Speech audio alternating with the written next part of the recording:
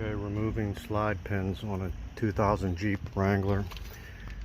These don't move as freely as they should. I bought these at AutoZone. Part number 16122. You get 4 boots.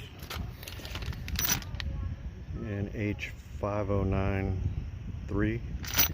You get 2 slides and 2 bolts.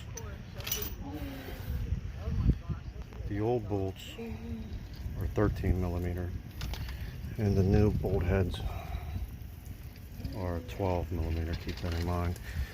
So I'm gonna take them out that way. Got this pin. Actually, I'm gonna come out this way. I got this that fits in there nicely. Once that's out, I clean it out. This bore with this, some brake clean, and then reassemble the new stuff. And I just put a dab of this cryo oil on the rubbers just to make the pin go through easier. See part 2. Hope you like. Mr. Bill 3782. Should be a 1997 to 2006 Jeep Wrangler. It's got the 4-liter engine. Okay, so my slide boots was torn and the old ones were giving me problems. They weren't moving like they should.